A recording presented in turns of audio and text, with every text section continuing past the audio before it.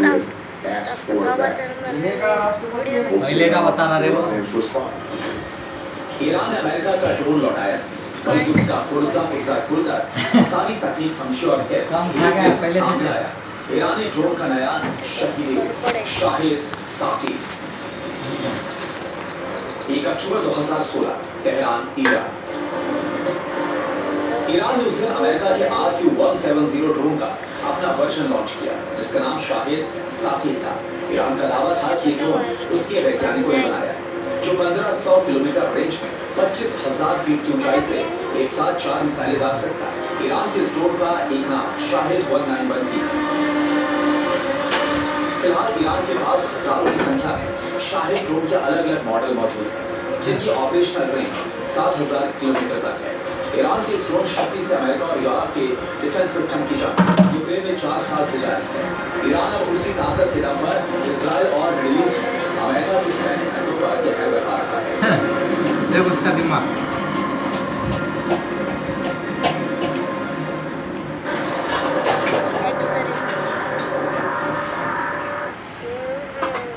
गलती से ट्रैप्ड हो रहा था। बात से ही अमेरिका और इजराइल एक ही दावा बार-बार कर रहा है कि ईरान के आसमान पर उनका अमेरिका और इजराइल ने ईरान की वायुसेना के विमान और युद्धपोतों को खत्म कर दिया। वायुसेना कहाँ है उनके पास?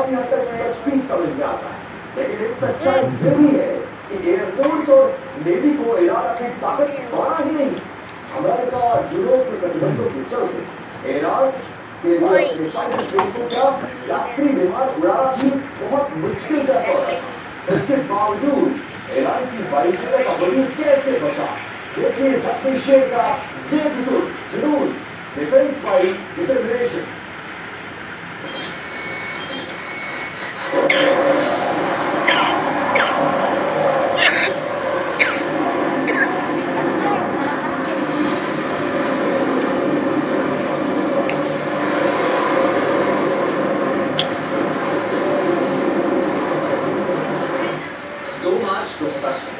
वर्जीनिया अमेरिका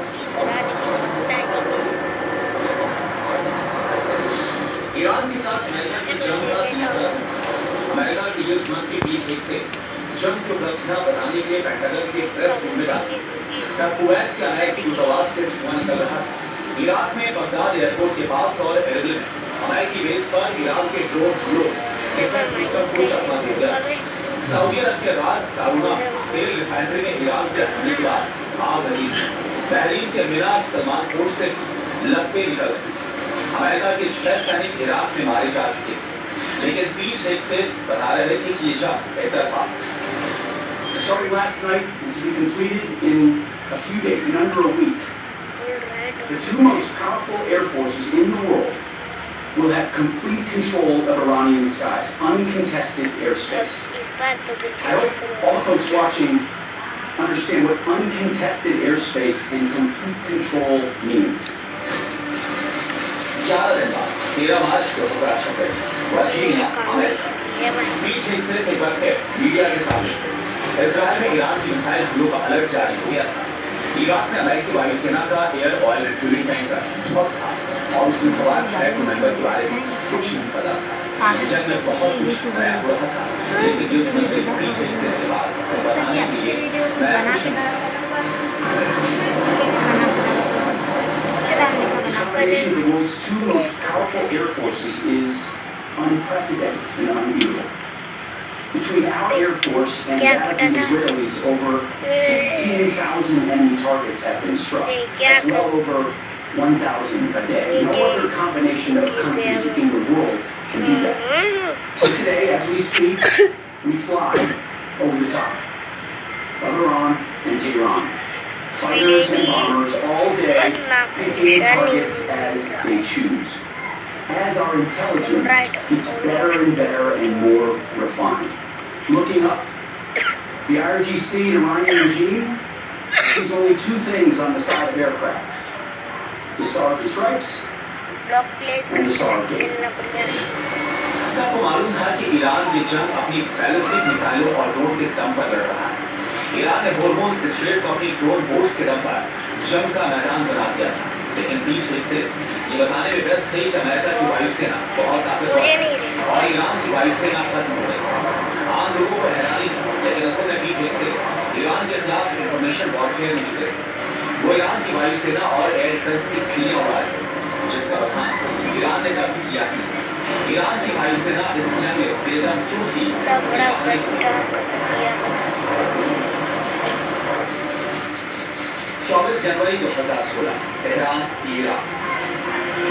ईरान की इस्लामिक सरकार खरीदारी करने निकली, हवाई जहाज की खरीदारी, जिसकी राह अमेरिका और यूरोप के प्रतिबंधों की वजह से 1979 से मतलब आपकी इस्लामिक क्रांति के पहले ईरान में हवाई जहाजों की जो फ्लीट थी, उसकी मरम्मत के लिए स्पेयर पार्ट्स लाने की खाने पीने के लिए इससे साल 2015 में अमेरिका और यूरोप के साथ परमाणु ट्रीट के बाद प्रतिबंधों में ढील दी।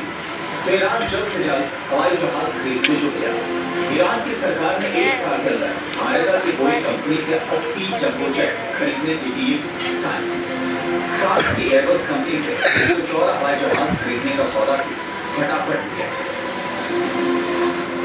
12 जनवरी 2017 तेहरान, ईरान। अमेरिका में डोनाल्ड ट्रंप के शपथ ग्रहण के 8 दिन पहले एयरबस का पहला हवाई जहाज तेहरान पहुंचा। ईरान को लगा कि अब इस डील को ट्रंप भी नहीं रोक पाएंगे, लेकिन ऐसा हुआ। ट्रंप के दबाव में एयरबस और बोइंग दोनों ने ईरान के साथ सौदा रद्द कर दिया। ईरान मजबूर था क्योंकि हवाई जहाज का इंजन बनाने में अमेरिका और यूरोप के देशों का लगभग एकाधिकार है। उन देशों के साथ ईरान की डील संभव नहीं थी। बोइंग और एयरबस कंपनी ने सौदा रद्द करके ईरान को उसकी बेबसी याद दिलाई और इसी बेबसी से पैदा हुआ ईरान के इस्लामिक राष्ट्रवाद। मार्च 2017 तेहरान, ईरान। ईरान के एयरबेस के हैंगर से उसे रनवे पर निकला एक अजूबा। ये ईरान का खुद का बनाया फाइटर प्लेन था, जिसका नाम रखा गया कहर 313। ईरान की तत्कालीन राष्ट्रपति हसन रुहानी का दावा था कि Iran aircraft manufacturing industries company में बना कहर 313 5वीं पीढ़ी का स्टेल्थ फाइटर जेट था, जो 100 किलोमीटर रेंज वाली शय मिसाइलों या फिर 2000 पाउंड के 2 बम से हमला करने में सक्षम है। कहर 313 के टेस्ट फ्लाइट का कोई वीडियो जारी नहीं हुआ, इसलिए किसी को पता ही नहीं था कि ये ईरानी फाइटर जेट कितना कारगर है। सवाल ये भी था कि ईरान को जेट इंजन बनाने की तकनीक कहां से मिली। कोई सपोर्ट नहीं कर रहा, उसको सपा बन गया ना।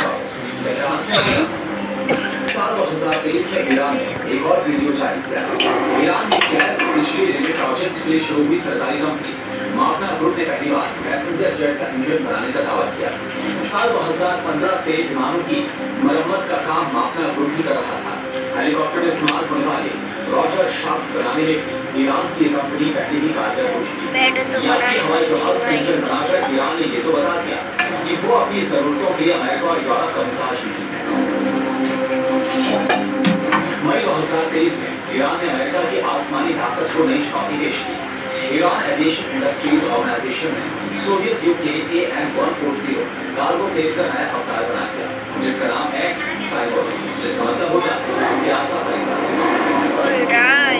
अमेरिका ने ईरान पर हमला उसकी बैलिस्टिक मिसाइलों की तरह किया, लेकिन सच ये है कि अगर ईरान को 2-3 साल का वक्त मिल जाता तो उसकी वायुसेना अमेरिका और इस्राइल की नाक में कम कर सकती है। समय ईरान की वायुसेना के पास सोवियत युग वाले कई और इस्लामिक क्रांति से पहले के F-14 और मिराज विमान थे, जिन्हें ध्वस्त करके अमेरिका ये शोर मचा रहा है कि उसकी जीत निश्चित है।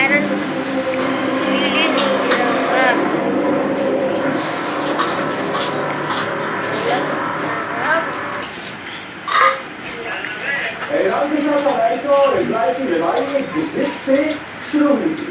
अमेरिका और इजराइल को ईरान का परमाणु जांच का किया था और ईरान इसके लिए तैयार नहीं। ईरान पर हमले के तुरंत बाद अमेरिका के राष्ट्रपति डोनाल्ड ट्रंप ने दावा किया कि ईरान सिर्फ 2 हफ्ते में परमाणु बम बना सकने में सक्षम है। ईरान युद्ध के 2 हफ्ते बीत चुके हैं और अब कोई नहीं बता पा रहा है कि ईरान का यूरेनियम कहाँ है, जो कम से कम 10 परमाणु बम बनाने के लिए बहुत ज्यादा काफी है। ईरान का आतंक मार दिया। इस साल के कर दिया, हमने बना दिया।